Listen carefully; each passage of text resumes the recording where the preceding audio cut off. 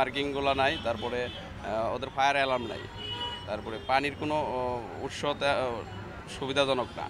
যে পানি আছে অনেক অল্প, আর সিঁড়ির মাঝখানে দোকান দিয়ে সিঁড়িগুলো প্রতিবন্ধকতা সৃষ্টি করে রাখছে। সিটি কর্পোরেশন থেকে আমাদের বিল্ডিংগুলা কতটুকু ফায়ার সেফটি, আমাদের যারা থাকেন ওই বিল্ডিংয়ে যারা কাজ করেন তাদের নিরাপত্তা আছে কি না আছে, এই ব্যাপারে আমরা ডিএনসিসি থেকে উদ্যোগ নিচ্ছি এবং এই উদ্যোগ হিসাবে আমরা 20টা বিল্ডিং, এর মধ্যে স্কুল, কলেজ, ইউনিভার্সিটি সবই থাকবে, সেটাকে আমরা মডেল হিসেবে তৈরি করব। অসুস্থতা এমন পর্যায়ে গেছে এখন যে তিনি হাঁটতে পারেন না, তিনি কোনো কিছু খেতে পারছেন না। পিজি হাসপাতালে গভর্নমেন্ট নিয়ন্ত্রিত হাসপাতাল, গভর্নমেন্ট যা চাইবে সেইভাবেই পিজি হাসপাতালকে কাজ করতে হবে।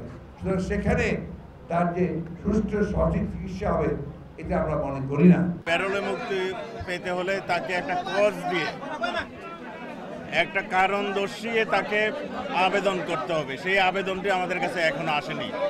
আসলে তারপরে আমরা চিন্তা করব। এখন তো সবই ফাইনাল, এখানে তো আর কিছু তেমন কিছু তো নাই। এটা আমি জানি না কেন তৈরি করবো, যখন টাইম বলার তখনই করে ফেলবে, যখনই করতে পারে। তেমন কিছু নেই, 15 নাম্বারটা নিয়েই শুধু আলোচনা হতে পারে। তো 15 নাম্বারের ব্যাপারে আমাকে জিজ্ঞেস করার আসলে কিছু নেই, এটা দে ক্যান চুজ এনিবডি। পৃথিবীতে 4th ইন্ডাস্ট্রিয়াল রেভলিউশন হতে যাচ্ছে। সব কিছুই কিন্তু কম্পিউটারের উপরে ভিত্তি করে হচ্ছে। একটা হলো রোবটিক্স, আর্টিফিশিয়াল ইন্টেলিজেন্স, তারপর ন্যানো টেকনোলজি, বায়োসিমিলারিটি, অনেকগুলি কাজ যেটা কম্পিউটারের ভিত্তি করে সব কিছু হচ্ছে। ভবিষ্যতে যদি বাংলাদেশকে আসলে প্রতিযোগিতা করে বিশ্বে যদি টিকে থাকতে হয়, তাহলে আমাদেরকে এই 4th ইন্ডাস্ট্রিয়াল রেভলিউশনের জন্য আমাদেরকে তৈরি হতে হবে।